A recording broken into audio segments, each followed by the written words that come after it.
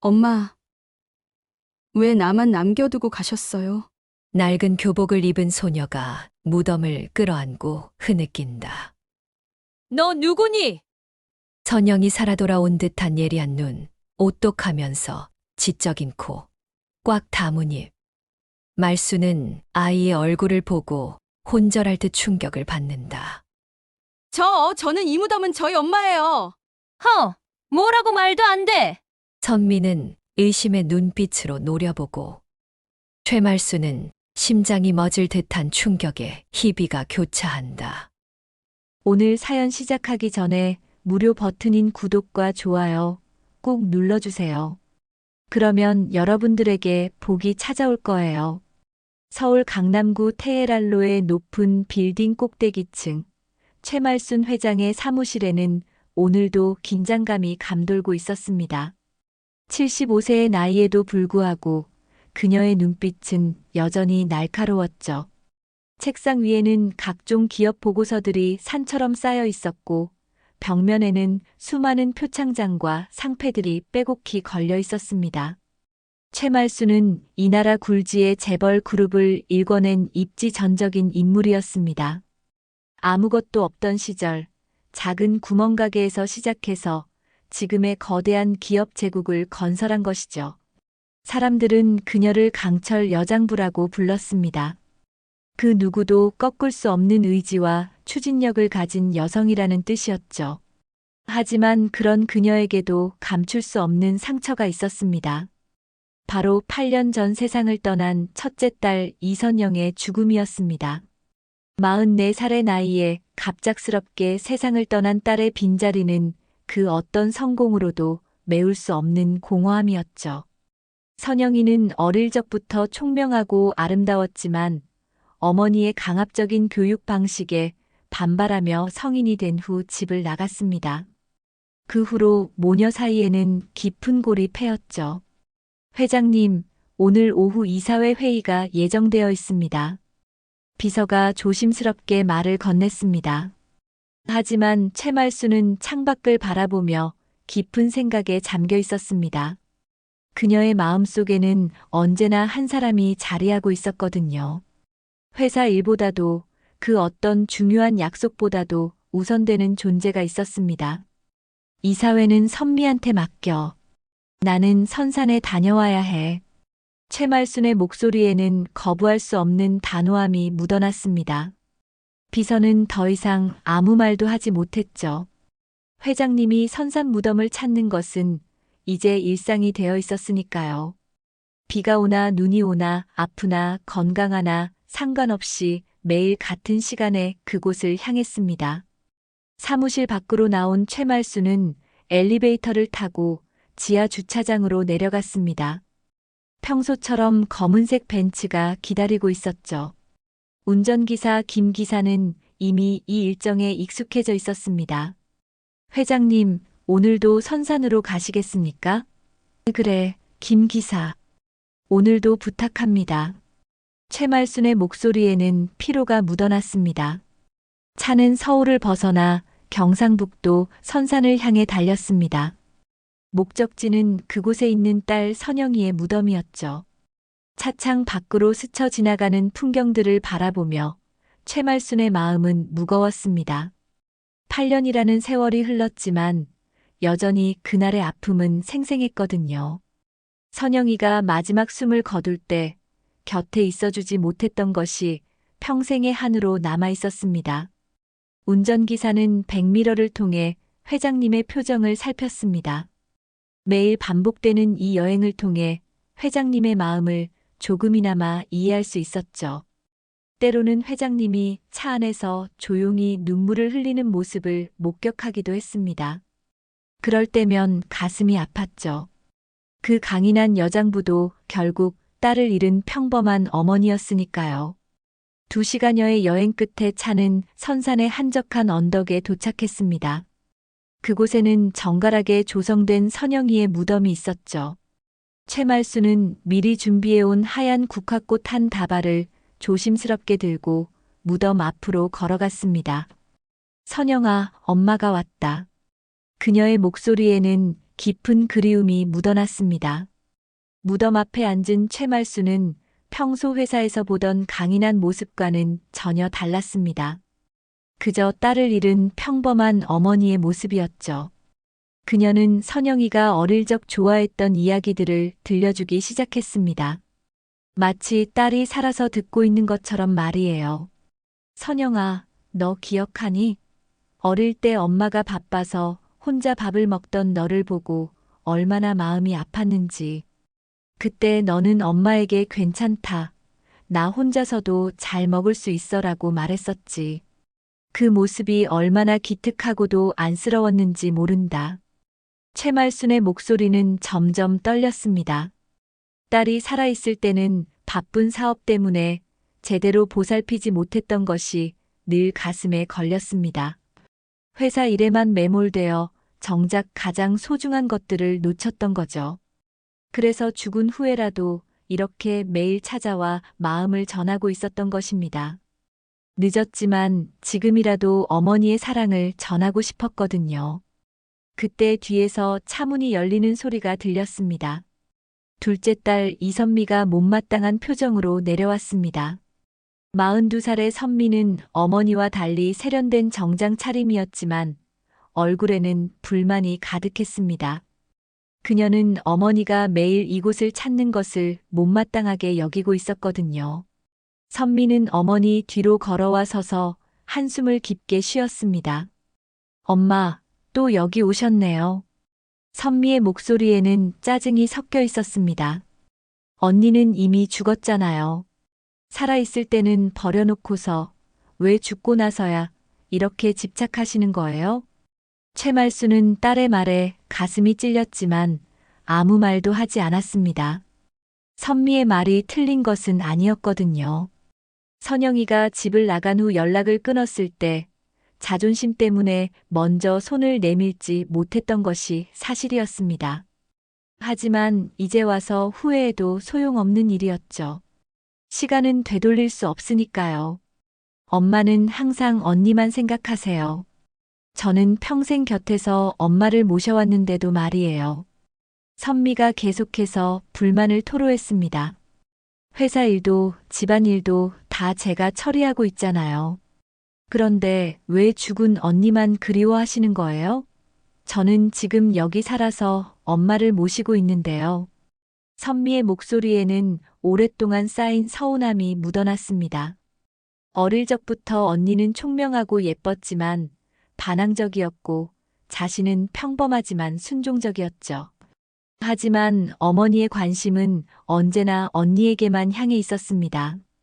살아서도 죽어서도 마찬가지였습니다. 이런 상황이 8년째 계속되고 있었거든요.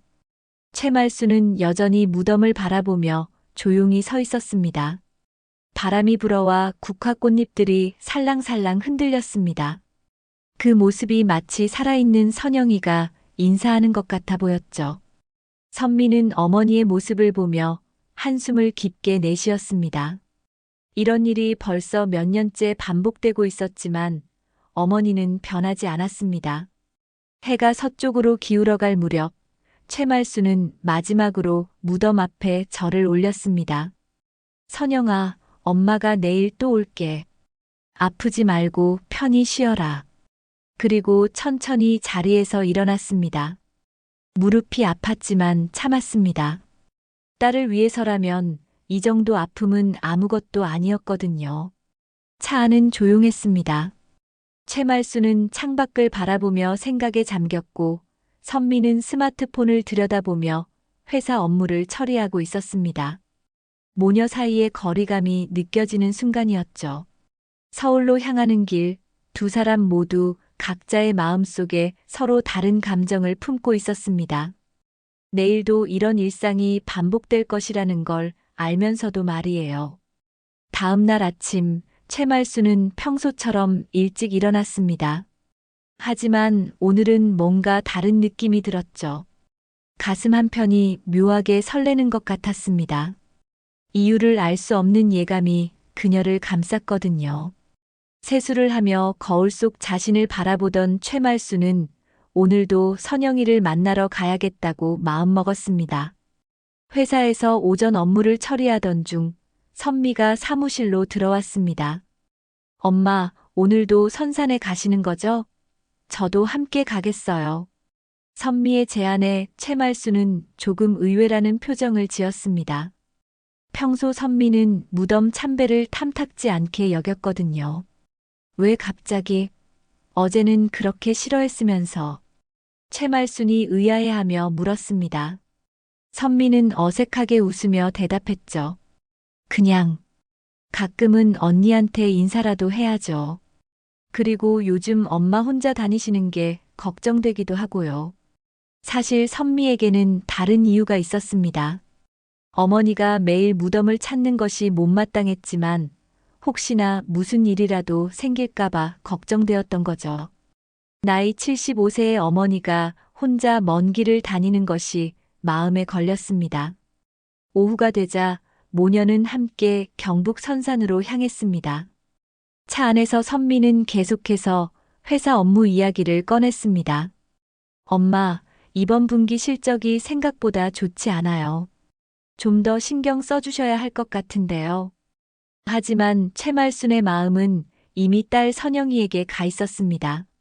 선산 언덕에 도착한 모녀는 나란히 무덤을 향해 걸었습니다. 봄바람이 살랑살랑 불어와 꽃향기를 실어 날랐죠. 하지만 무덤 근처에 다가가면서 두 사람은 깜짝 놀랐습니다. 선영이의 무덤 앞에 누군가가 앉아 있었거든요. 그것은 14살 정도로 보이는 어린 소녀였습니다. 낡은 교복을 입고 있었고 어깨가 작게 떨리고 있었죠. 소녀는 무덤 앞에서 조용히 흐느끼고 있었습니다. 선미는 즉시 경계하는 표정을 지었습니다. 저 아이는 뭐죠? 왜 우리 언니 무덤 앞에 있는 거예요? 채말수는 조심스럽게 다가갔습니다. 얘야, 괜찮니? 소녀는 깜짝 놀라며 고개를 돌렸죠. 그때 채말수는 소녀의 얼굴을 보고 심장이 멎을 것 같은 충격을 받았습니다. 그 아이의 얼굴이 젊은 시절의 선영이와 너무도 닮아 있었거든요. 소녀의 손에는 낡은 은반지가 꼭 쥐어져 있었습니다. 반지는 세월의 흔적으로 빛이 발해 있었지만 여전히 소중하게 간직되고 있는 듯 했죠. 선미는 소녀를 위아래로 훑어보며 눈썹을 찌푸렸습니다. 뭔가 수상하다는 표정이었죠. 죄송해요. 여기 있으면 안 되는 건가요? 소녀가 눈물을 훔치며 물었습니다. 채말수는 소녀 옆에 앉으며 부드럽게 말했습니다. 아니야, 괜찮단다. 혹시 너도 이분을 아니? 소녀는 무덤을 바라보며 고개를 끄덕였습니다. 그리고 떨리는 목소리로 말을 시작했죠. 이분이 제 엄마예요. 이 말에 채말수는 온몸에 소름이 돋았고 선미는 코웃음을 쳤습니다. 엄마, 왜 나만 남겨두고 가셨어요? 소녀는 다시 눈물을 흘리기 시작했습니다. 선미가 차갑게 끼어들었죠. 잠깐만요. 언니가 언제 아이를 낳았다고요? 우리가 모르게. 채말수는 믿을 수 없다는 표정으로 소녀를 바라봤습니다. 너, 정말 선영이가 내 엄마란 말이니? 소녀는 고개를 끄덕이며 대답했습니다. 네, 제 이름은 지유예요. 이선영이 제 엄마고요. 선미는 팔짱을 끼고 소녀를 째려봤습니다. 말도 안 돼요. 언니가 집을 나간 후로 연락을 끊었는데 언제 결혼해서 아이를 낳았다는 거예요? 게다가 우리가 전혀 모르게. 선미의 목소리에는 의심이 가득했습니다. 이모. 지유가 조심스럽게 선미를 불렀습니다. 하지만 선미는 손을 내저으며 거부했죠.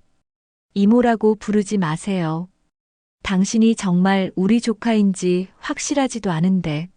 채말수는 지유의 손에 쥐어진 반지를 보며 물었습니다. 그 반지는 뭐니? 지유는 반지를 조심스럽게 펼쳐 보였습니다. 엄마가 돌아가시기 전에 주신 거예요. 엄마의 마지막 선물이라고 하시면서요. 반지 안쪽을 자세히 보니 희미하게 S, Y 라는 글자가 새겨져 있었습니다. 선미는 그것을 보고도 여전히 의심스럽다는 표정을 지었습니다. 반지 하나로 뭘 증명한다는 거예요? 어디서 주워온 걸 수도 있잖아요. 저는 거짓말하지 않아요. 지우가 눈물을 흘리며 외쳤습니다. 엄마가 정말 할머니와 이모 이야기를 많이 해주셨어요. 할머니는 무섭지만 착한 분이라고, 이모는 똑똑하지만 차가운 분이라고. 선미는 더욱 화가 났습니다. 차가운 분이라고요? 언니가 그런 말을 했다고요? 지우는 고개를 끄덕였죠. 네, 엄마가 이모를 많이 그리워하셨어요. 하지만 이모는 엄마를 미워한다고 하셨어요. 미워한다고? 선미의 목소리가 높아졌습니다. 언니를 미워한 건 언니가 우리를 버리고 갔기 때문이에요. 그런데 갑자기 나타나서 언니 딸이라니 웃기지도 않아요. 지우는 계속해서 자신의 이야기를 했습니다. 아빠는 공장에서 일하시다가 사고가 나서 폐가 안 좋아지셨어요. 맨날 기침만 하시고 약값도 비싸서 힘들어요. 제가 알바라도 해야 겨우 밥을 놓을 수 있어요. 최말수는 지우의 이야기를 들으며 마음이 무거워졌습니다. 하지만 선미는 여전히 믿지 않았죠. 그런 불쌍한 이야기로 우리 동정심을 자극하려는 거예요? 정말 뻔한 수법이네요. 선미야, 너무하는 것 아니니? 최말순이 딸을 나무랐습니다. 하지만 선미는 물러서지 않았습니다. 엄마, 속으시면 안 돼요. 요즘 이런 사기꾼들이 많다고요. 돈 많은 집안을 노리는 거예요. 지우는 더욱 슬퍼하며 말했습니다. 저는 돈이 필요한 게 아니에요. 그냥 가족이라고 불러주시면 돼요. 엄마가 돌아가신 후로 너무 외로웠거든요. 선미는 냉소적으로 웃었습니다. 가족이라고요? 증명도 못하면서 DNA 검사라도 해봐야 믿을 수 있을 것 같은데요. 지우는 선미의 차가운 반응에 더욱 움츠러들었습니다. 그때 지우가 가방에서 낡은 사진 한 장을 꺼냈습니다. 이것도 엄마가 주신 거예요. 사진 속에는 젊은 선영이가 임신한 모습으로 웃고 있었습니다. 최말수는 그 사진을 보고 숨을 멈췄죠. 하지만 선미는 여전히 의심했습니다. 사진도 조작할 수 있어요. 요즘 기술이 얼마나 발달했는데요. 선미의 완강한 태도에 최말순도 혼란스러워했습니다. 과연 이 소녀가 정말 선영이의 딸일까요? 무덤가의 긴장감은 계속 이어졌습니다. 지우는 눈물을 흘리며 자신이 진짜 손녀라고 호소했고, 선미는 끝까지 의심의 눈길을 거두지 않았습니다. 최말수는 두 사람 사이에서 어떤 판단을 내려야 할지 고민에 빠졌죠. 무덤가의 긴장된 분위기 속에서 최말수는 깊은 고민에 빠져 있었습니다. 지우라는 소녀가 정말 선영이의 딸일까요? 아니면 선미의 말대로 돈을 노리는 사기꾼일까요? 그녀는 지우의 눈을 다시 한번 자세히 들여다봤습니다. 그 눈빛에서 느껴지는 무언가가 있었거든요. 지우야, 내 아버지는 어떤 분이시니? 최말순이 조심스럽게 물었습니다. 지우는 눈물을 닦으며 대답했죠. 아버지 성함은 김태식이에요. 공장에서 용접 일을 하셨는데 폐에 문제가 생기셔서 지금은 일을 못하세요. 선미는 여전히 의심스럽다는 표정으로 팔짱을 끼고 있었습니다. 김태식? 처음 듣는 이름이네요. 언니가 그런 사람과 결혼했다는 소식도 전혀 없었고요. 지우는 선미의 차가운 시선을 받으며 몸을 더욱 움츠렸습니다. 엄마가 그랬어요. 할머니와 이모에게 연락하고 싶었지만 너무 오래 소식을 끊고 지내서 어떻게 연락해야 할지 몰랐다고요. 지우의 목소리는 점점 작아졌습니다. 그리고 아빠도 자존심이 세서 도움을 청하는 걸 싫어하셨어요. 최말수는 지우가 들고 있는 사진을 다시 한번 자세히 살펴봤습니다. 그 임신한 여성이 정말 선영이처럼 보였거든요. 하지만 8년이라는 세월이 흐른 지금 확실하게 단정하기는 어려웠습니다. 게다가 선미의 의심도 일리가 있었죠. 그럼 너희는 지금 어디서 살고 있니? 최말순이 물었습니다. 지우는 주저하며 대답했습니다. 서울 구로구의 작은 원룸에서 살아요. 아빠가 아프셔서 병원비도 많이 들고 생활비도 부족해서 정말 힘들어요. 선미가 비웃으며 끼어들었습니다. 정말 전형적인 불쌍한 스토리네요. 가난한 환경, 아픈 아버지, 어려운 생활. 이런 이야기로 우리 동정심을 자극해서 돈을 뜯어내려는 거죠. 지우는 선미의 말에 상처받은 표정을 지었습니다. 저는 돈을 달라고 온 게 아니에요. 그냥 엄마 무덤에 와서 인사하고 싶었을 뿐이에요. 엄마가 그리우니까요. 그녀의 목소리에는 진실한 슬픔이 묻어났습니다. 최말수는 지우의 반지를 다시 한번 살펴봤습니다. S, Y 라는 글자가 선명하게 새겨져 있었고 그 옆에는 흐릿하지만 다른 글자들도 보였죠. 이 반지 어디서 본 것 같은데. 최말순이 중얼거렸습니다. 엄마가 항상 끼고 계셨어요. 그리고 돌아가시기 전날 밤에 제게 주시면서 말씀하셨어요. 언젠가 할머니와 이모를 만나게 되면 이 반지를 보여드리라고요. 지우는 반지를 소중히 바라보며 말했습니다. 선미는 여전히 회의적이었습니다. 반지 하나로 뭘 증명한다는 거예요? 그런 건 얼마든지 만들어낼 수 있잖아요. 하지만 최말수는 뭔가 다른 생각에 빠져 있었습니다. 그 반지가 정말 익숙해 보였거든요. 지우야, 내 엄마가. 우리 선영이가 마지막에 어떻게 지냈니? 최말순의 목소리는 떨렸습니다. 8년 전 선영이가 어떻게 세상을 떠났는지에 대한 정확한 소식을 들어본 적이 없었거든요. 지우의 눈에서 눈물이 또다시 흘러내렸습니다. 엄마는 폐암 판정을 받으셨어요. 하지만 돈이 없어서 제대로 된 치료를 받지 못하셨어요. 아빠도 실직 상태였고 병원비가 너무 비싸서요. 최말수는 가슴이 찢어지는 것 같았습니다. 딸이 그렇게 힘들게 지내고 있었는데도 전혀 몰랐다니. 그럼 선영이가 병원에 입원했을 때 우리한테 연락은 안 왔니? 지우는 고개를 저었습니다. 엄마가 연락하고 싶어 하셨어요. 하지만 아빠가 반대하셨어요. 자존심 때문에 도움을 청할 수 없다고 하시면서요. 그래서 끝까지 혼자 견디셨어요. 이때 지우가 가방에서 또 다른 물건을 꺼냈습니다. 낡은 일기장이었죠. 이것도 엄마가 남기신 거예요.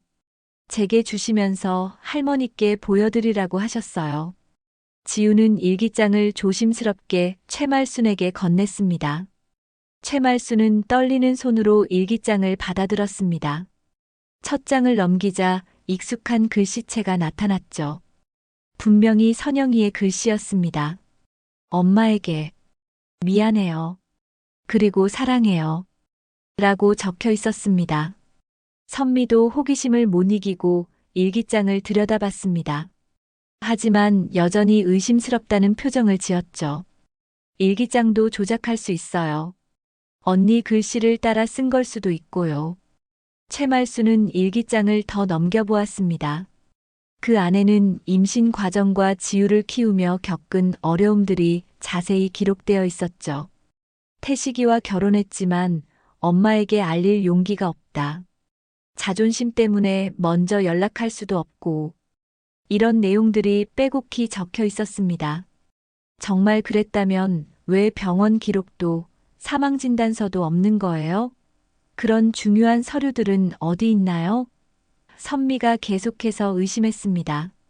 아빠가 가지고 계세요. 아빠는 엄마 이야기만 나와도 너무 슬퍼하셔서 평소엔 꺼내지 못해요. 지우가 조심스럽게 대답했습니다. 하지만 정말 필요하시다면 아빠한테 말씀드려 볼 수 있어요. 최말수는 일기장의 마지막 페이지를 폈습니다. 그곳에는 선영이의 마지막 편지가 적혀 있었죠. 지우야, 엄마가 할머니와 이모를 많이 사랑한다는 걸 꼭 전해줘. 그리고 이 반지를 할머니께 보여드려. 할머니가 이해하실 거야. 지우는 반지를 다시 한번 최말순에게 보여주었습니다. 이번에는 더 자세히 살펴보니 S, Y, 옆에 희미하게 S, M 이라는 글자도 새겨져 있는 것 같았습니다. 최말순은 숨을 멈췄죠. 선미야, 이 반지 혹시 기억나니? 최말순이 떨리는 목소리로 물었습니다. 선미는 반지를 자세히 들여다보더니 얼굴이 굳어졌습니다. 이건 언니가 고등학생 때 끼던 반지 같은데요. 맞아. 선영이가 18살 생일 때 내가 선물한 반지야. 안쪽에 선영이와 내 이름 이니셜을 새겨 넣었었지. 최말순의 목소리는 확신에 찬 듯 했습니다. 선미는 당황했습니다. 하지만 그래도 확실하지 않아요. 이런 건 얼마든지 위조할 수 있잖아요. 그녀는 여전히 인정하고 싶지 않았습니다. 최말순은 지우를 데리고 직접 아버지를 만나보고 싶었습니다. 그래야 이 모든 의문이 풀릴 것 같았거든요. 지우야, 우리가 내 아버지를 만나볼 수 있을까? 지우는 잠깐 망설이더니 고개를 끄덕였습니다. 아빠가 허락하신다면 가능해요. 하지만 아빠는 지금 많이 아프셔서 사람들을 만나는 걸 힘들어 하세요. 그리고 지우가 잠깐 머뭇거렸습니다. 그리고 뭐니? 최말순이 궁금해서 물었습니다. 지우는 어려운 표정을 지으며 말했습니다. 아빠는 할머니를 좀 원망하세요. 엄마가 아플 때 도움을 요청했는데 거절당했다고 생각하고 계셔서요. 이 말을 들은 최말순은 충격을 받았습니다. 뭐라고? 우리가 도움 요청을 거절했다고? 선미도 놀란 표정을 지었죠. 그런 연락을 받은 적이 없는데요. 지우는 조심스럽게 말했습니다. 아빠 말로는 병원에 이모가 찾아와서 집안에 알리지 말라고 했다고 해요. 그래서 엄마는 끝까지 혼자 싸우다가 돌아가셨다고. 선미의 얼굴이 새하얗게 변했습니다. 그런 일은 없었어요. 저는 병원에 간 적이 없어요. 하지만 그녀의 목소리는 어딘가 떨리고 있었습니다. 무덤 앞에서 벌어진 이 기이한 만남은 점점 더 복잡해져 가고 있었습니다. 과연 지우가 정말 선영이의 딸일까요? 그리고 선영이의 죽음에 숨겨진 진실은 무엇일까요? 선미의 얼굴이 새하얗게 변한 모습을 본 최말순은 뭔가 이상함을 느꼈습니다. 딸의 반응이 너무 과도했거든요. 선미야, 괜찮니? 왜 그렇게 놀라는 거니? 아니에요, 엄마. 그냥 그런 오해가 있었다니 당황스러워서요. 선미는 애써 침착함을 되찾으려 했지만 목소리는 여전히 떨리고 있었습니다. 손도 미세하게 떨리고 있었죠. 지우가 조용히 말했습니다. 아빠 말로는 엄마가 병원에 입원했을 때 도움을 요청했는데 이모가 와서 막았다고 해요. 뭐라고? 최말순은 충격을 받았습니다. 선미야, 정말 그런 일이 있었니? 엄마, 저는 정말 모르는 일이에요. 선미가 급하게 부인했지만 그녀의 눈빛은 불안해 보였습니다. 평소와 다른 반응이 최말순의 의심을 더욱 키웠습니다. 지우가 더 자세히 설명했습니다. 엄마가 마지막에 병원 담당 의사한테 가족들에게 연락해달라고 부탁했대요. 그런데 며칠 후에 이모가 와서 가족들은 이미 알고 있고 연락하지 말라고 했다는 거예요. 최말순은 딸을 날카롭게 바라봤습니다. 선미야, 정말 아무것도 모르는 거니? 8년 동안 언니 이야기만 나와도 피하던 내가 저를 믿어주세요. 선미가 간절하게 외쳤지만 최말순의 의심은 더욱 커져갔습니다. 딸의 행동과 말이 일치하지 않았거든요. 그때 무덤가 아래쪽에서 할아버지 한 분이 천천히 올라오고 있었습니다. 마을에서 오랫동안 살아온 듯한 모습이었죠. 지팡이를 짚고 있었지만 걸음은 꽤 빨랐습니다. 지우를 보더니 반가워했습니다. 아, 지우구나. 오늘도 엄마한테 인사하러 왔니? 할아버지가 따뜻하게 말했습니다. 요즘 자주 오는구나. 엄마가 좋아하실 거야. 지우는 할아버지에게 인사했습니다. 네, 할아버지. 안녕하세요. 그리고 최말순과 선미를 가리키며 말했죠. 할아버지, 이분들이 엄마 가족이세요. 할아버지는 놀란 표정을 지었습니다. 아, 그러시구나. 그런데 참 안타까운 일이었지. 그가 한숨을 쉬며 고개를 저었습니다. 이제야 찾아오시는군요. 최말수는 긴장했습니다. 어떻게 아시는 거예요? 마을이 작으니까 다 알죠. 회장님 따님이 병원에 입원했을 땐 돈이 없어서 치료도 제대로 못했지요. 할아버지의 목소리에는 안타까움이 묻어났습니다. 참 불쌍했어요. 선미는 할아버지의 말에 더욱 긴장했습니다. 무슨 말씀이세요? 그때 따님이 도움을 청했는데 할아버지가 선미를 바라보며 의미심장하게 말했습니다. 집안에서 다 끊어버렸다더군요. 병원 사람들이 다 알고 있었어요. 선미는 얼굴이 더욱 하얗게 변했습니다. 그런 일은 없었어요. 저희는 연락조차 받지 못했어요. 하지만 할아버지는 고개를 저었습니다. 아니에요. 분명히 있었어요. 병원 간병인 김 아줌마가 직접 봤다고 하더군요. 젊은 여자가 와서 의사한테 가족들한테 연락하지 말라고 했다고. 거짓말이에요. 선미가 소리쳤습니다. 하지만 그녀의 반응이 오히려 더 의심스러워 보였죠. 목소리가 너무 날카로웠거든요.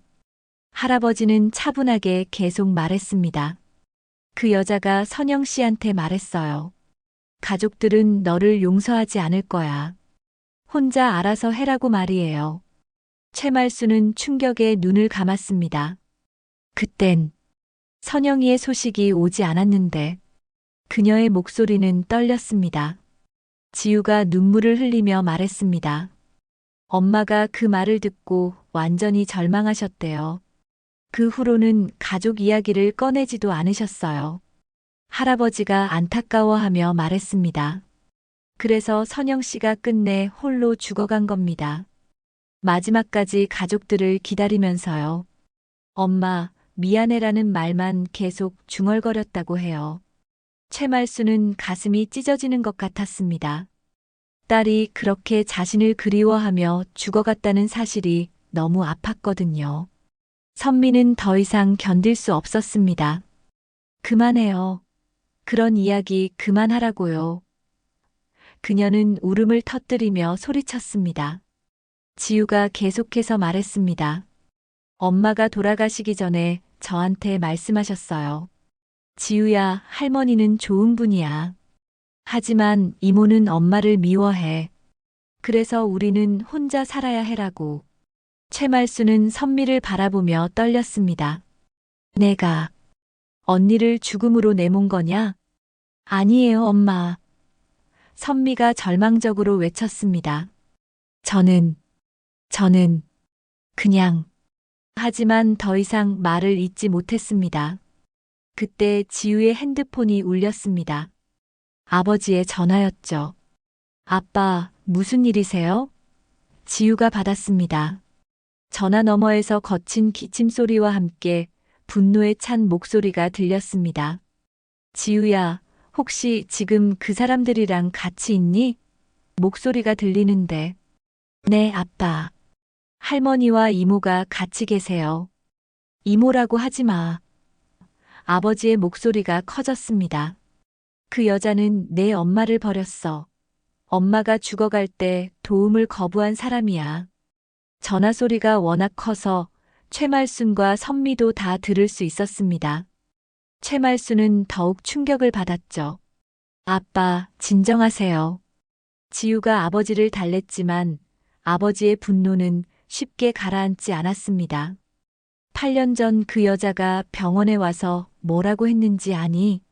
우리 가족은 너희를 인정하지 않는다. 선영이는 이미 죽은 사람이다라고 말했어. 선미는 이 말을 듣고 주저앉을 뻔했습니다. 자신이 했던 말이 그대로 전해지고 있었거든요. 지우가 전화를 끊고 눈물을 흘리며 말했습니다. 아빠가 그때 일을 잊지 못하세요. 이모가 엄마한테 너무 차갑게 대했다고. 할아버지가 한숨을 쉬며 말했습니다. 참 안타까운 일이었어요. 선영 씨가 마지막에 가족들이 날 용서하지 않는구나. 나는 정말 나쁜 딸이었구나 라고 중얼거렸다는데 최말수는 더 이상 참을 수 없었습니다. 선미야, 이제 그만 거짓말해. 정말 그런 일이 있었니? 선미는 얼굴을 두 손으로 가리고 흐느끼기 시작했습니다. 엄마, 저는 그때. 하지만 여전히 진실을 말할 용기가 나지 않았습니다. 지우가 최말순에게 말했습니다. 할머니, 아빠가 직접 만나서 모든 걸 자세히 말씀드리고 싶어 하세요. 하지만 이모는 아빠가 보기 싫어하세요. 최말수는 선미를 바라보며 단호하게 말했습니다. 선미야, 너는 차에서 기다려. 내가 혼자 가서 진실을 확인하겠다. 선미는 절망에 빠진 표정으로 고개를 숙였습니다. 8년간 숨겨왔던 진실이 드러나는 순간이 다가오고 있었습니다. 과연 그날 병원에서 무슨 일이 벌어졌을까요? 서울 구로구의 낡은 다세대 주택, 지우와 아버지 김태식이 살고 있는 곳이었습니다. 최말수는 지우를 따라 좁은 계단을 올라갔습니다. 벽지는 곳곳이 벗겨져 있었고 습기 냄새가 코를 찔렀죠. 이런 환경에서 손녀가 살고 있었다니 최말순의 가슴이 아팠습니다. 계단을 오르는 내내 최말순은 복잡한 감정에 휩싸여 있었습니다. 정말 이 아이가 선영이의 딸일까요? 그리고 선미가 정말 그런 끔찍한 일을 저질렀을까요? 수많은 의문들이 머릿속을 맴돌았습니다. 할머니, 우리 집은 좀 좁아요. 부끄럽지만 들어오세요. 지우가 문을 열며 조심스럽게 말했습니다. 단칸방 안에는 오래된 가구들이 빼곡히 들어차 있었습니다. 침대 한쪽 구석에는 약봉지들이 산처럼 쌓여 있었고 테이블 위에는 밀린 고지서들이 널려 있었죠. 최말수는 방 안을 둘러보며 가슴이 먹먹해졌습니다. 전기요금, 가스요금, 월세 고지서들이 빨간 글씨로 연체라고 찍혀 있었거든요.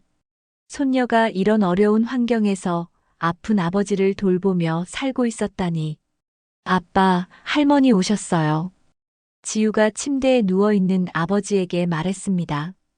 김태식은 마른 체구에 창백한 얼굴을 하고 있었습니다. 숨을 쉴 때마다 거친 기침 소리가 났죠. 폐가 많이 상한 것 같았습니다. 김태식은 최말순을 보자마자 침대에서 일어나려 했습니다. 하지만 기침이 심해져서 제대로 일어날 수가 없었습니다. 기침. 죄송합니다, 회장님. 몸이 안 좋아서. 기침. 괜찮습니다. 편히 계세요. 최말순이 다가가며 말했습니다.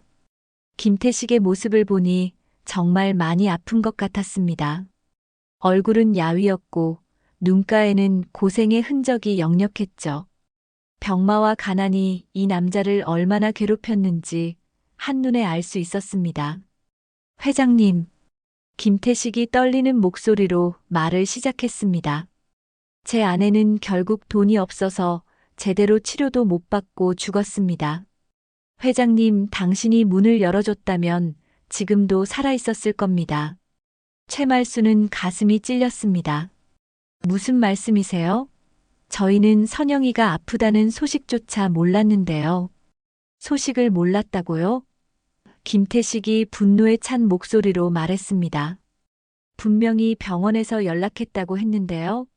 그런데 며칠 후에 둘째 따님이 와서 연락하지 말라고 막았어요. 김태식은 기침을 하며 계속 말했습니다. 저는 그때 공장 사고로 폐가 망가져서 일을 할 수 없었어요. 선영이 혼자 생계를 책임지고 있었는데 갑자기 폐암 판정을 받은 거예요.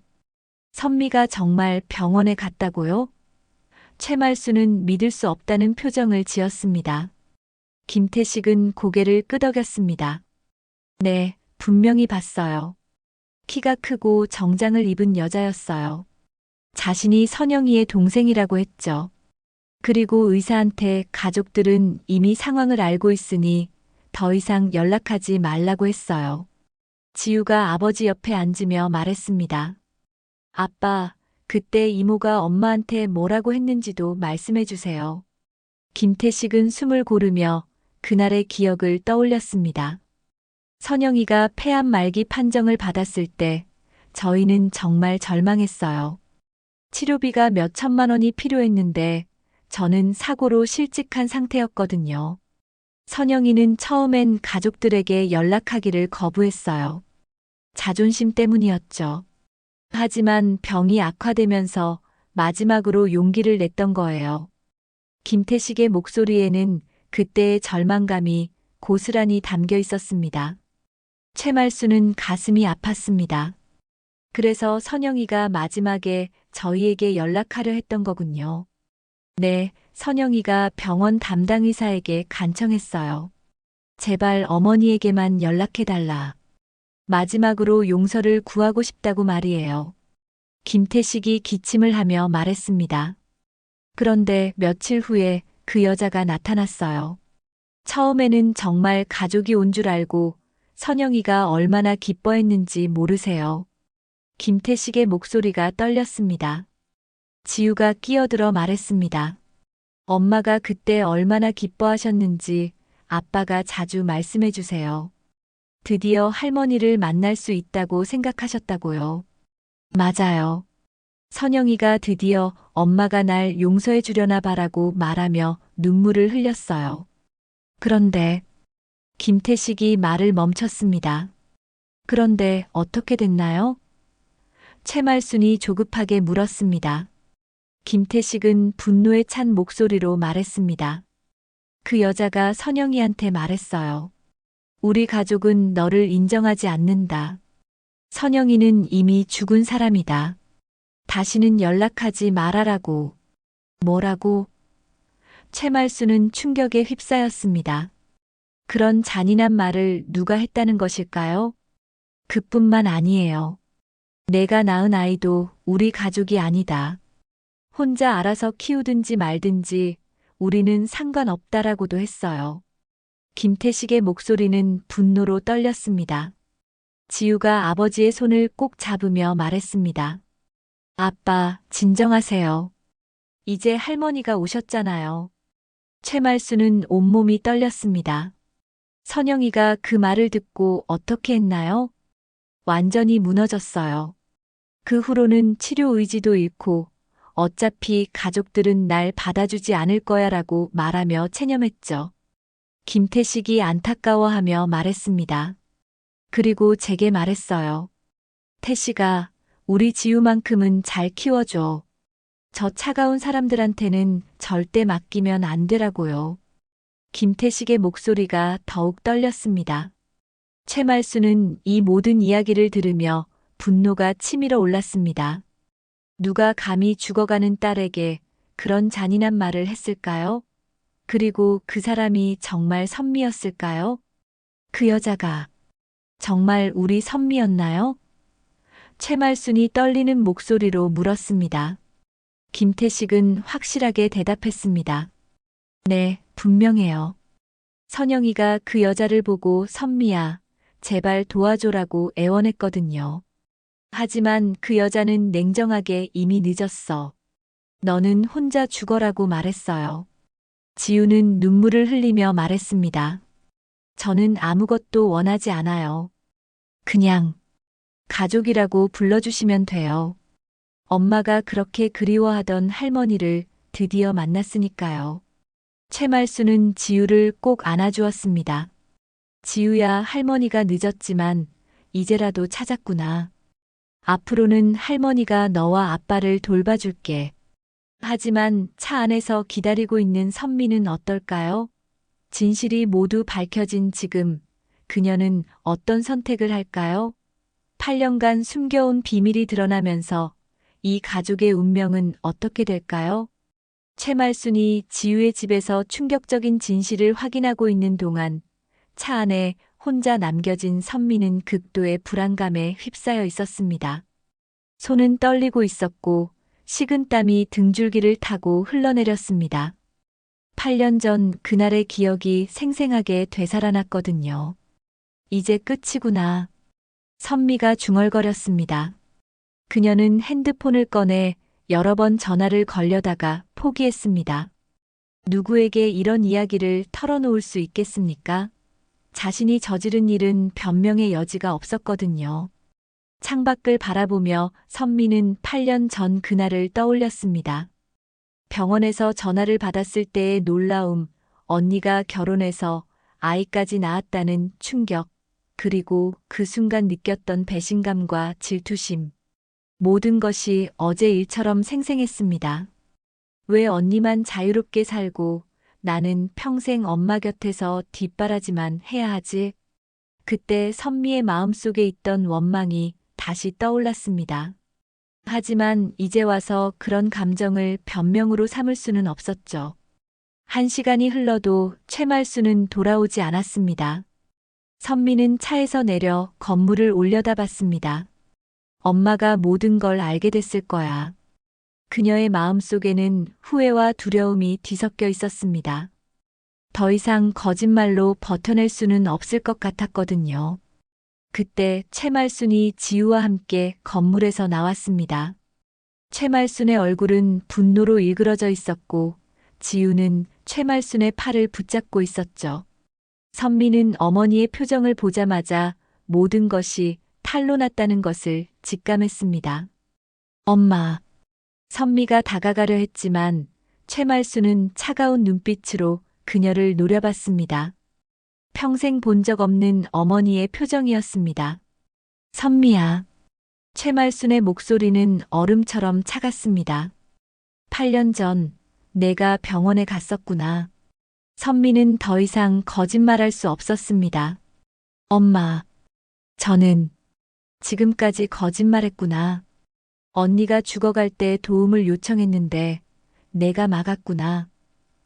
최말순의 목소리가 점점 커졌습니다. 주변 사람들이 쳐다보기 시작했죠. 지우는 선미를 보며 슬픈 표정을 지었습니다. 이모, 왜 그러셨어요? 엄마가 그렇게 이모를 그리워했는데. 선미는 고개를 숙인 채 대답할 수 없었습니다. 무엇이라고 변명할 수 있겠습니까? 질투와 분노 때문에 죽어가는 언니를 외면했다고 말할 수는 없었거든요. 선미야, 정확히 뭐라고 했는지 말해봐. 최말순이 다그쳤습니다. 어머니의 목소리에는 평생 들어본 적 없는 분노가 담겨 있었습니다. 선미는 떨리는 목소리로 말을 시작했습니다. 그때 저는 너무 화가 났어요. 언니가 우리를 버리고 나가서 새로운 가정을 꾸렸다는 게. 그리고 엄마는 매일 언니를 그리워하며 우시는데. 그래서 죽어가는 언니에게 뭐라고 한 거야? 최말순의 분노는 극에 달했습니다. 저는 가족들은 너를 용서하지 않을 거다.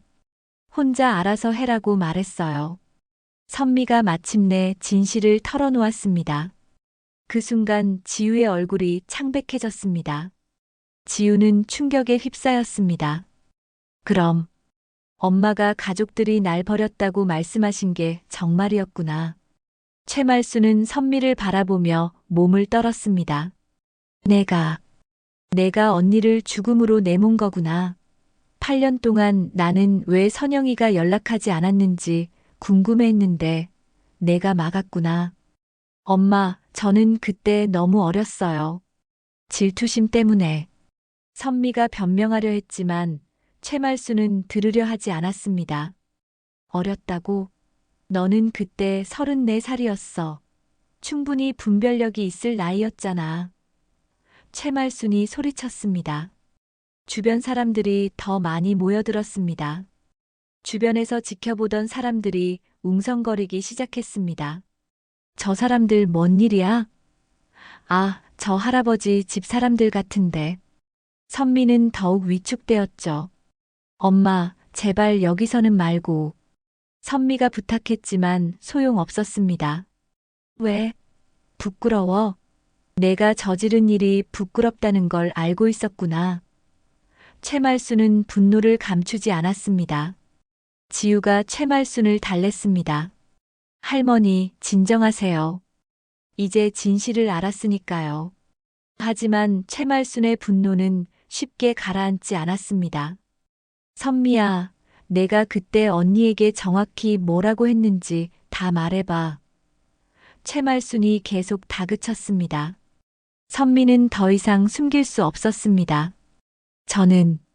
우리 가족은 너를 인정하지 않는다. 내가 낳은 아이도 우리와는 상관없다고 말했어요. 이 말을 들은 지우는 충격에 휩싸여 주저앉았습니다. 그런 잔인한 말을 하셨다고요? 엄마가 그렇게 아팠는데? 그리고 선미가 울면서 계속 말했습니다. 저는 혼자 죽든지 말든지 우리는 모른다고도 했어요. 그리고 의사에게는 다시는 연락하지 말라고 했고요. 최말수는 더 이상 참을 수 없었습니다. 내가 어떻게 그런 잔인한 말을 할 수 있었니? 언니는 내 친언니였잖아. 그리고 나는 내 어머니인데 왜 내게 거짓말을 했어? 저도 알아요. 저도 그때부터 지금까지 후회하고 있어요. 선미가 울음을 터뜨렸습니다. 매일 밤 악몽에 시달렸어요. 언니가 나타나서 왜 그랬냐고 물어보는 꿈을 계속 꿨어요. 지우는 눈물을 흘리며 선미를 바라보며 말했습니다. 이모. 엄마가 마지막에 계속 이모 이름을 부르셨어요. 선미야, 미안해. 선미야, 용서해줘라고. 끝까지 이모를 원망하지 않으셨어요. 이 말을 들은 선미는 더욱 괴로워했습니다. 언니가 나를 용서해달라고 했다고요? 내가 그렇게 잔인하게 했는데도. 네. 엄마는 오히려 자신이 먼저 집을 나간 것을 후회하셨죠. 내가 더 용기를 냈어야 했는데 라고 하시면서요. 지우의 말에 선미는 더욱 죄책감에 휩싸였습니다. 최말수는 선미를 바라보며 단호하게 말했습니다. 선미야, 너는 더 이상 내 딸이 아니야. 언니를 배신하고 8년 동안 나에게 거짓말한 너를 용서할 수 없어. 엄마. 선미가 절규하며 최말순의 치마를 붙잡았습니다. 제발 한 번만 용서해 주세요. 저는 정말 후회하고 있어요. 하지만 최말순은 차갑게 선미의 손을 뿌리쳤습니다. 용서? 8년 동안 거짓말하고 언니를 죽음으로 내몰고 손녀까지 외면한 내가 용서를 구한다고? 그때 회사 이사들이 탄 검은색 세단이 급하게 도착했습니다. 차에서 내린 이사들은 급한 표정으로 최말순에게 다가왔습니다. 회장님, 이사 중 한 명이 다급하게 말했습니다. 큰일입니다. 언론에서 회장님이 숨겨진 손녀를 찾았다는 기사를 내려고 합니다. 최말순은 놀랐습니다. 뭐라고요? 벌써 알려진 거예요? 그리고 이사회에서 긴급 회의를 요청했습니다. 후계 구도에 문제가 생겼다면서요. 또 다른 이사가 말했습니다. 선미 상무의 입지도 위험해졌습니다. 선미는 이 상황을 보며 더욱 절망에 빠졌습니다. 이제 회사에서도 자신의 입지가 위험해진 것이었죠. 모든 것을 잃게 될 위기에 처한 것입니다. 최말수는 지우의 손을 꼭 잡으며 말했습니다. 지우야, 할머니와 함께 가자. 이제 내가 우리 가족의 희망이야. 회사 강당에는 긴장감이 감돌고 있었습니다. 긴급 이사회가 소집되었고 재단과 기업의 주요 이사들이 몰려들었습니다. 최말수는 지우의 손을 꼭 잡고 앉아 있었고 선미는 멀리 떨어진 자리에 혼자 앉아 있었습니다. 회의실 안은 무거운 침묵으로 가득했습니다. 회장님, 이 상황을 어떻게 설명하시겠습니까? 이사회 의장이 엄숙한 표정으로 물었습니다. 갑작스럽게 나타난 손녀딸 때문에 회사 전체가 혼란에 빠졌습니다. 언론에서도 난리가 났고 주식시장도 요동치고 있어요. 최말수는 당당하게 답했습니다. 지우는 우리 선영이의 딸입니다. 증거도 충분하고 DNA 검사도 할 수 있습니다. 하지만 회장님, 다른 이사가 반발했습니다. 병든 사위와 가난한 손녀를 받아들이면 회사가 무너집니다. 주주들이 가만히 있지 않을 겁니다. 이미 주가가 10%나 떨어졌어요.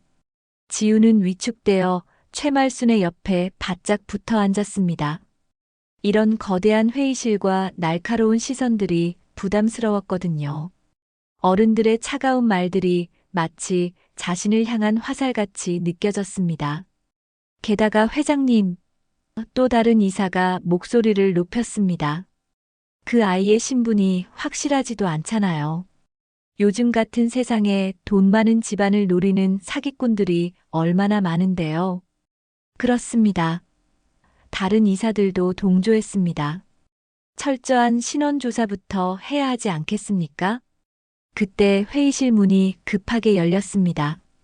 한 남자가 서류 뭉치를 들고 헐떡거리며 들어왔죠. 회사의 법무팀장이었습니다. 죄송합니다. 긴급 상황입니다. 법무팀장이 숨을 헐떡이며 말했습니다. 회장님, 큰일 났습니다. 무슨 일이야? 최말순이 놀라며 물었습니다. 뭔가 불길한 예감이 들었거든요. 선미 상무가 8년 전부터 회사 자금을 빼돌렸다는 제보가 들어왔습니다. 법무팀장이 서류를 펼치며 말했습니다. 총 50억 원 상당입니다. 이사회 전체가 술렁거렸습니다. 선미는 얼굴이 새하얗게 변했죠. 그런 일은 없습니다. 저는 그런 짓 하지 않았어요. 여기 증거가 있습니다.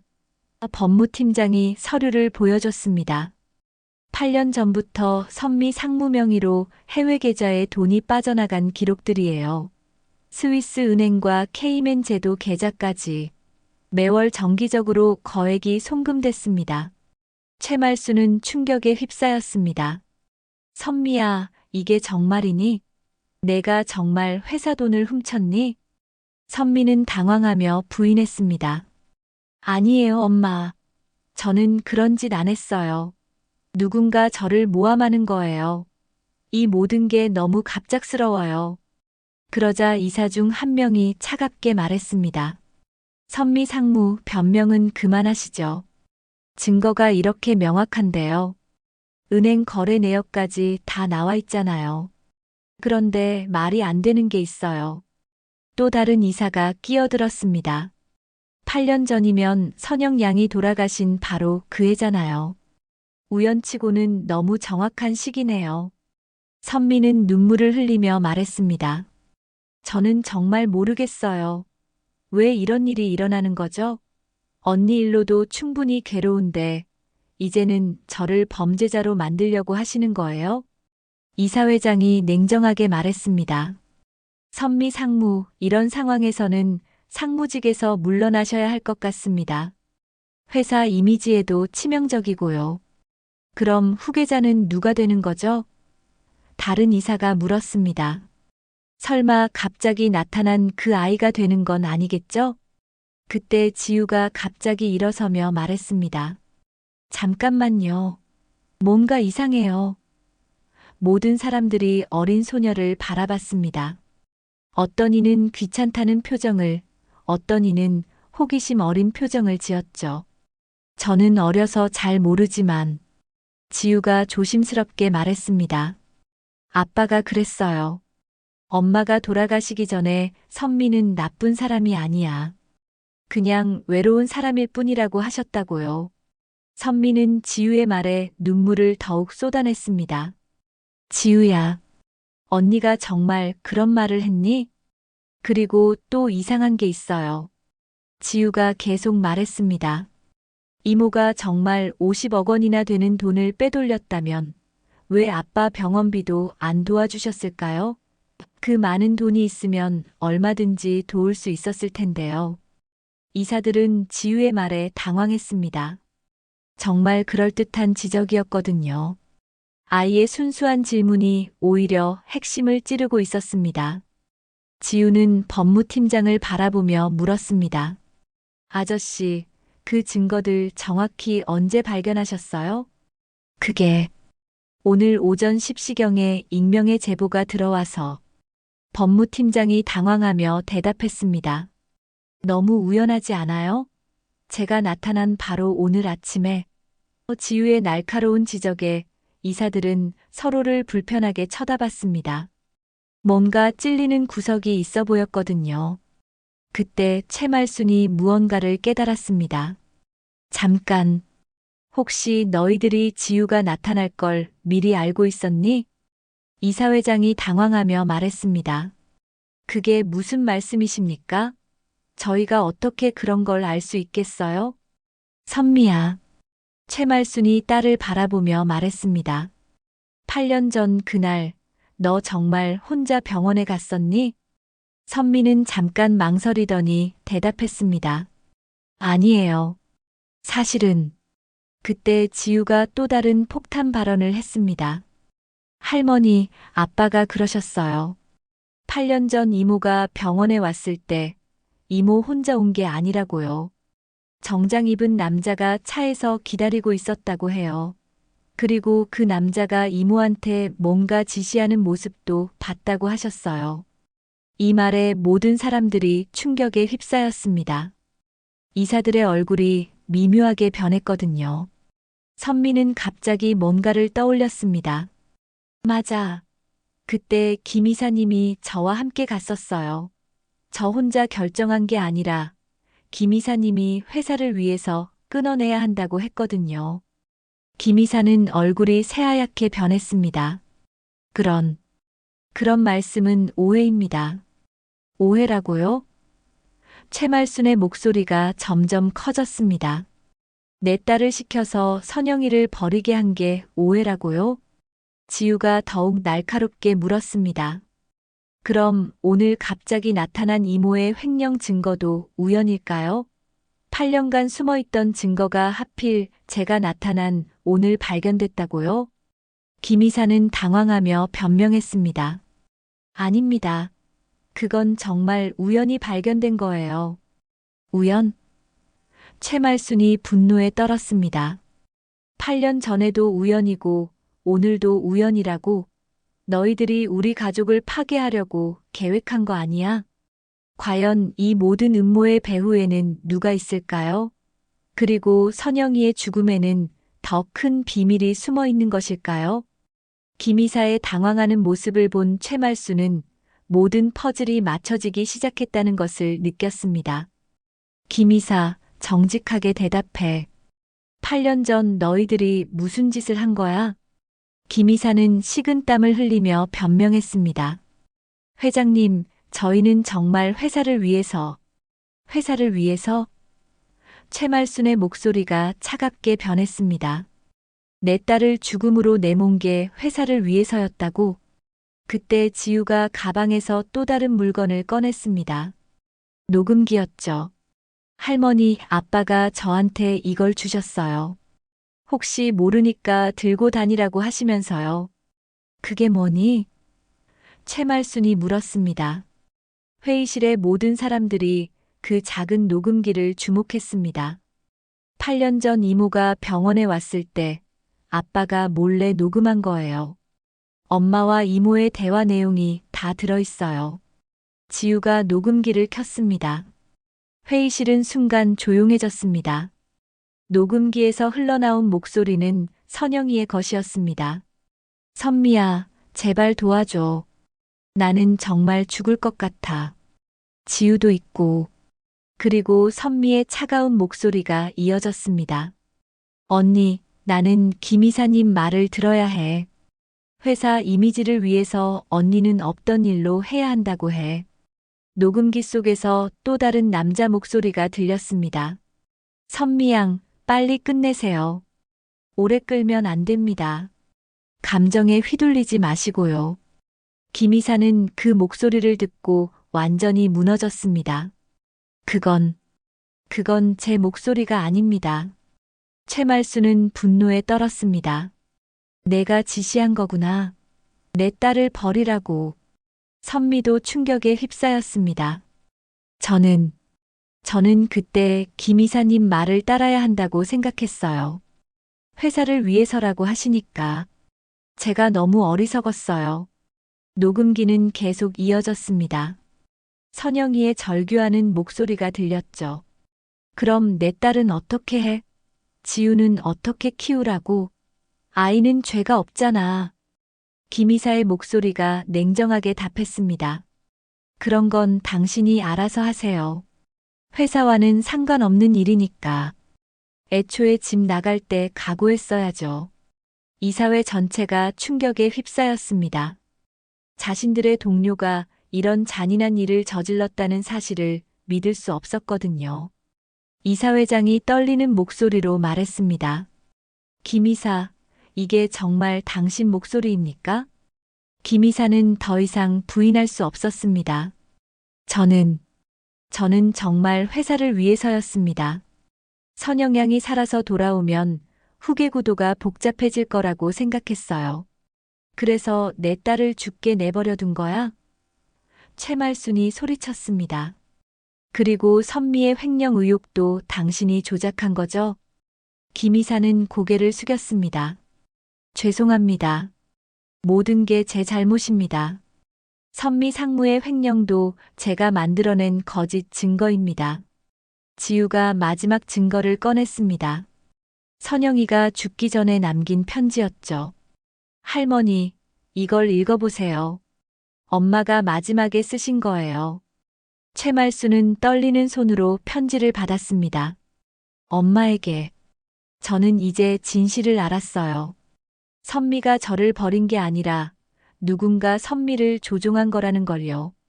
김이사라는 사람이 회사 이익을 위해 우리 가족을 이용했어요. 선미에게도 이 반지를 전해주세요. 언젠가는 진실을 알게 될 테니까요. 그리고 제 딸만큼은 버리지 말아주세요. 그 아이가 제 마지막 희망이에요. 편지를 읽은 최말수는 오열했습니다. 선영아, 내가 마지막까지 진실을 알고 있었구나. 그리고 선미를 용서하고 있었구나. 지우는 반지를 다시 꺼내 보여주었습니다.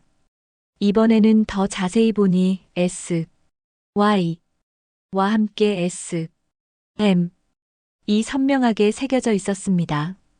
그리고 희미하게 퍼레버 시스터즈라는 영문도 보였습니다. 당신은 이제 회사에서 나가시오. 최말순이 김 이사에게 단호하게 말했습니다.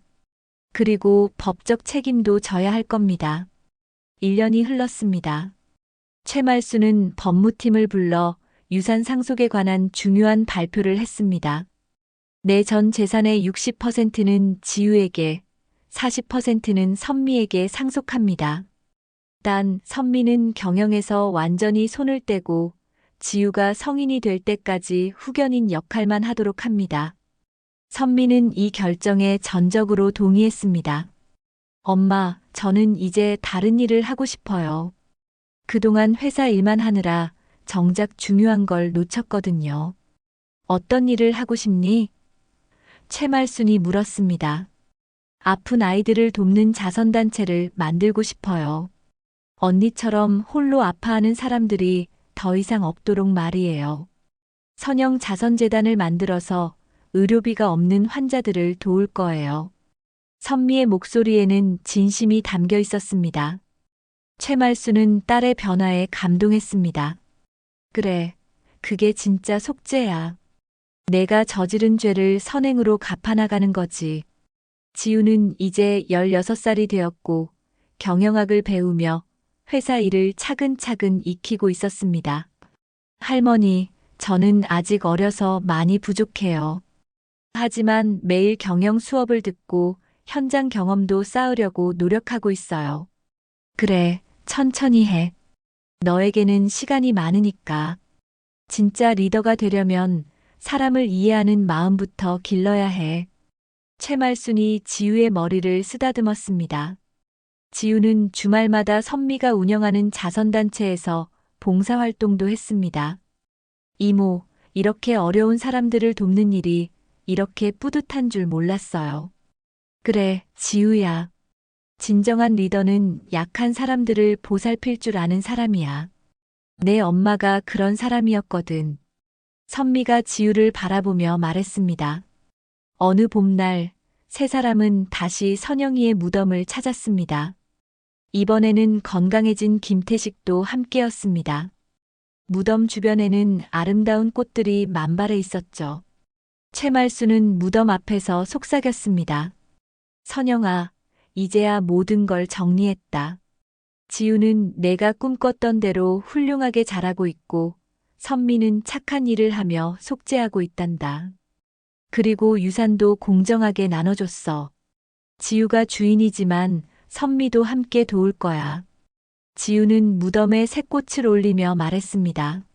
엄마, 저 열심히 공부해서 엄마가 자랑스러워할 사람이 될게요. 그리고 이모처럼 어려운 사람들을 도울 수 있는 경영자가 되고 싶어요. 선미도 무덤 앞에 무릎을 꿇었습니다. 언니, 나는 이제 진짜 너의 동생이 되려고 해. 지우를 통해서 너의 사랑을 배우고 있어. 그리고 내가 저지른 죄를 평생 갚으며 살 거야. 선영 자선재단으로 많은 사람들을 도울게. 김태식도 눈물을 흘리며 말했습니다. 선영아, 내 딸이 우리 모두를 변화시켰어. 이제 지우는 정말 큰 사람이 될 거야. 걱정하지 마. 바람이 불어와 꽃잎이 흩날렸습니다. 마치 선영이가 모두 사랑해, 행복하게 살아라고 축복하는 것 같았죠. 무덤 위에는 따스한 햇살이 내리쬐고 있었고, 새들이 지저귀며 평화로운 노래를 부르고 있었습니다. 무덤을 떠나며 지우가 말했습니다. 할머니, 이모, 우리 이제 정말 가족이죠? 그리고 저도 빨리 회사를 잘 이끌어갈 수 있도록 열심히 공부할게요. 최말순과 선미는 지우의 양쪽 손을 잡으며 대답했습니다. 그럼 영원한 가족이야. 그리고 넌 분명히 훌륭한 리더가 될 거야. 그들의 뒷모습이 석양 속으로 사라져갔습니다. 이제 이 가족에게는 진정한 평화와 사랑, 그리고 희망찬 미래가 찾아온 것 같았습니다. 8년간의 아픔을 딛고 일어선 이들에게 선영이도 하늘에서 미소 짓고 있을 것입니다. 더 많은 이야기로 다시 찾아올게요. 무료 버튼인 구독과 좋아요는 큰 힘이 됩니다.